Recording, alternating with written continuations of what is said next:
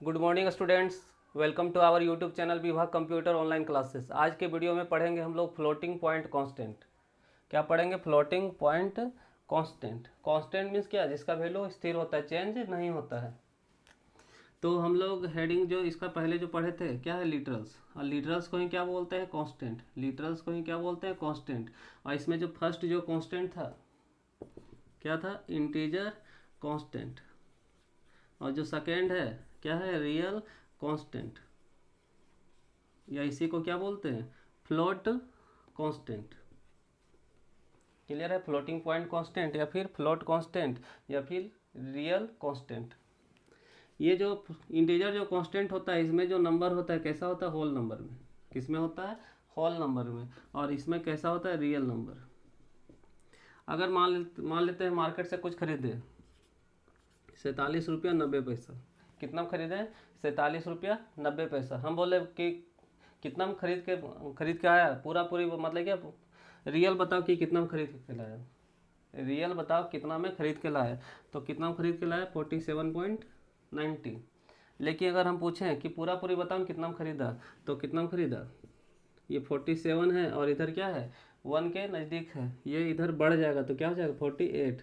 तो पूरी नंबर को क्या बोलते हैं? Whole number. इसको क्या बोलते हैं? Integer number. इंटीजर नंबर में पॉइंट नहीं होता है, नहीं होता है। सिर्फ कौन सा पार्ट होता है? Integral part. और फ्लोटिंग ये जो पॉइंट जो कांस्टेंट है, ये क्या होता है? Real number. इसमें क्या होता है? पॉइंट वाला नंबर। फ्लोट कांस्टेंट और रियल नंबर। कैसा नंबर है ये? Real number. It contain number with a fractional part. ये क्या कंटेन करता है? नंबर के साथ क्या? Fractional part. क्या कंटेन करता है? इट कंटेन नंबर, नंबर के साथ क्या? फ्रैक्शनल पॉइंट या फ्रैक्शनल पार्ट। यहाँ पॉइंट बोल सकते हैं या फिर फ्रैक्शनल पार्ट। क्लियर है? एग्जाम्पल देखिए, अगर यहाँ पे लिए 47 और क्या लिए 90। ये जो 47 है ये क्या है? Integral part.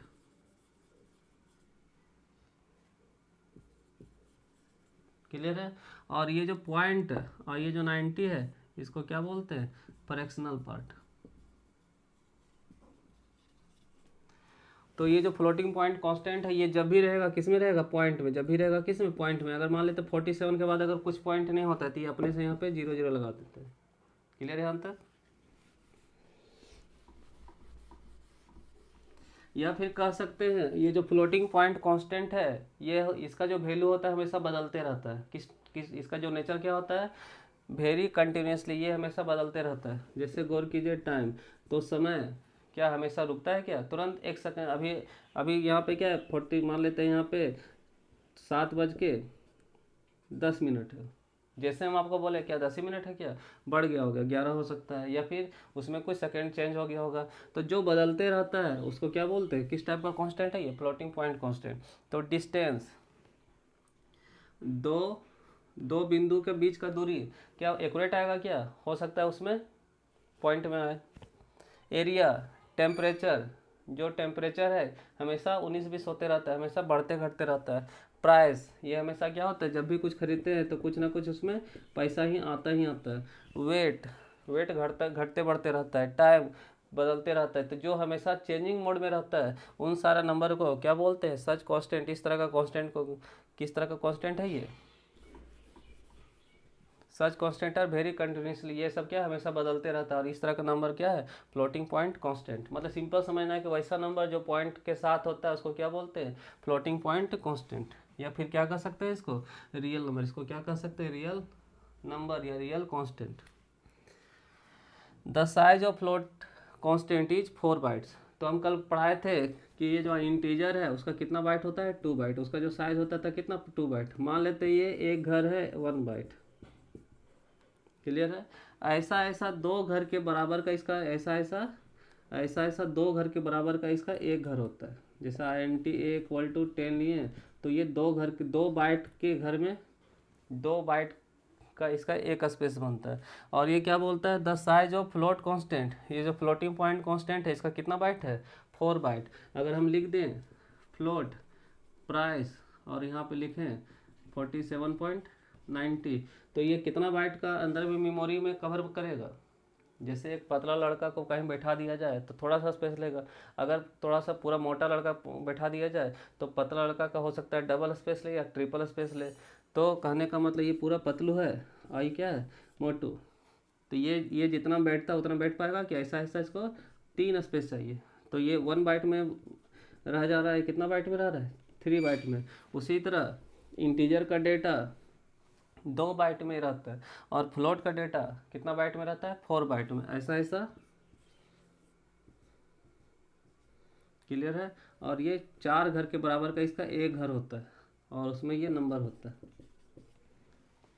इसका रेंज, इसका जो नंबर होता है इतना से इतना तक। तो ये सब कुछ समझ में आया, लेकिन ये नहीं समझ में आया। 10 टू द पावर और ये 10 टू द पावर -1, ये सब कुछ नहीं समझ में आया। इसको समझाते हैं।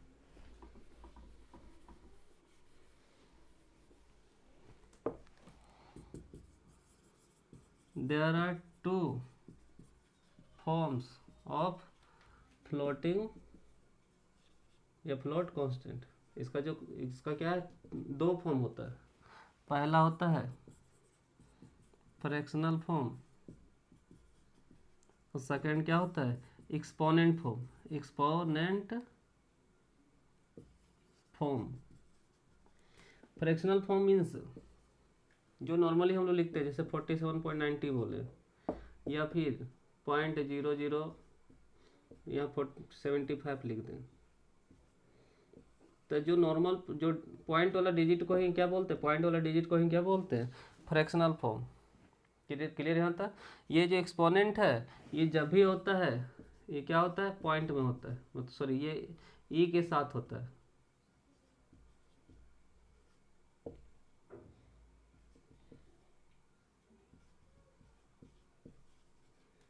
तो ये कैपिटल ई या फिर क्या है, ई।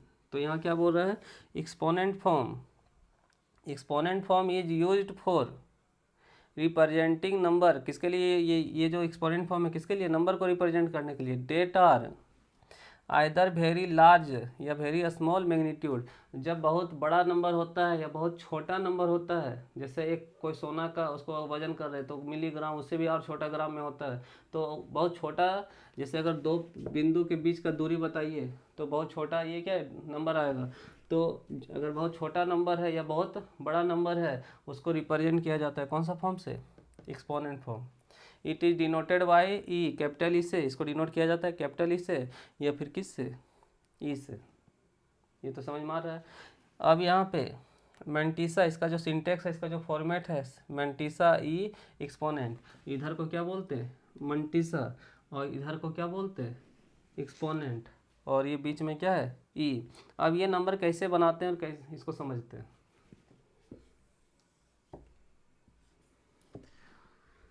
तो इसमें समझना है क्या, exponent form. Floating point constant का 2 फॉर्म होता है। नॉर्मल जो हम लोग लिखते हैं वो क्या है, फ्रैक्शनल फॉर्म, और जो ई के साथ लिखा होता है उसको क्या बोलते हैं, एक्सपोनेंट फॉर्म। तो इसको बनाने सीखना है। एग्जाम्पल जैसे बोले 3000, क्लियर है। इसको हम और चेंज कर सकते हैं, 3 इंटू 10 टू द पावर 3, 3 हो गया, और ये 3 जीरो के लिए 10 टू द पावर 3 समझ लीजिए 3, और इधर 10 टू द पावर 3 मतलब 3 बार 10। तो 10 10 100, ये 1000, 3000 पहुँच गए। ये तो मीनिंग समझ में आ रहा है। ये जो है इसको हम लोग किस में बदलेंगे, एक्सपोनेंट फॉर्म। किस में बदलेंगे, एक्सपोनेंट फॉर्म। तो ये जो 3 है 3 रहने देंगे, क्लियर है। और इंटू 10 के बदले में 3 को 3 रहने देंगे, इंटू 10 के बदले में लिखेंगे ई, क्लियर है। और ये जो 3 है 3 लिख सकते हैं या फिर 03। अब इसको थोड़ा देर भूल जाइए।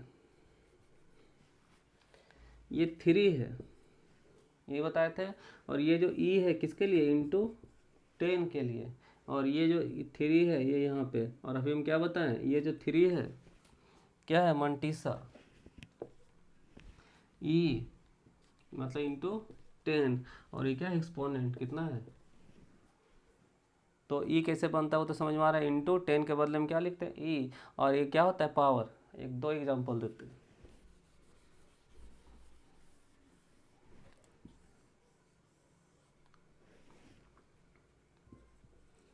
अगर लिखें 25,000 या फिर जीरो बढ़ा दे, कितना जीरो, 5 जीरो।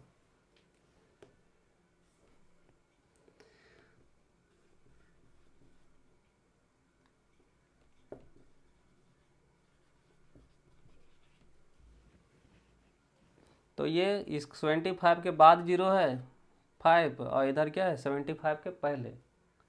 इसको हम लोग लिख सकते हैं जिस तरह अभी हम 3000 को लिखने सिखाएं, क्या लिख सकते हैं 75 इंटू 10⁵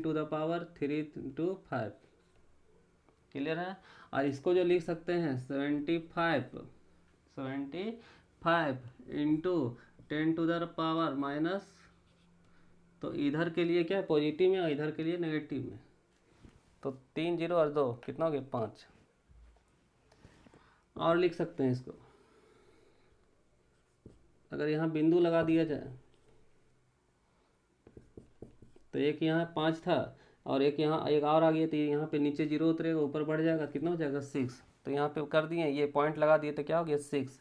और अगर यहाँ पे लगा दे तो क्या हो जाएगा 7। अगर और लगा दे तो क्या हो जाएगा, जितना हम अगर और हम जीरो बढ़ाते जाएंगे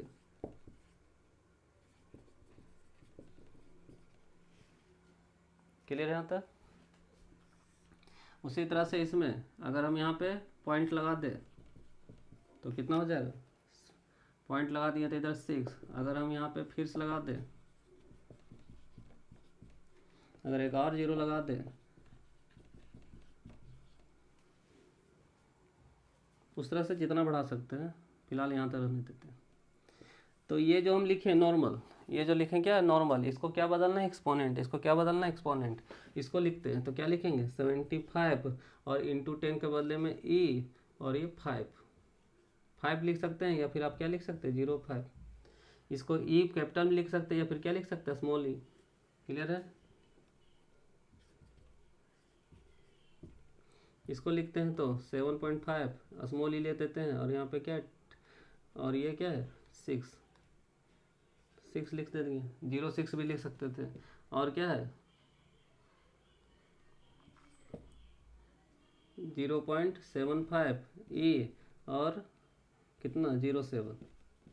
इसके लिए लिखेंगे तो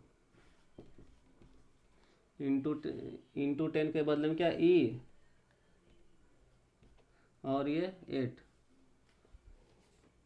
इसके लिए देखा जाए तो क्या लिखेंगे 75 और इंटू 10 के बदले में क्या लिखेंगे ई, और ये -5 लिखिए, या 0.5। उसी तरह से इसके लिए 7.5 ई -6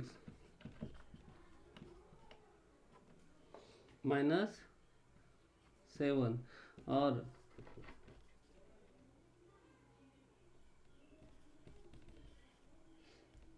यहाँ क्या हो जाएगा 0.75, और इंटू 10 के बदले में क्या ई कैपिटल ई या स्मॉल ई, और क्या है -8।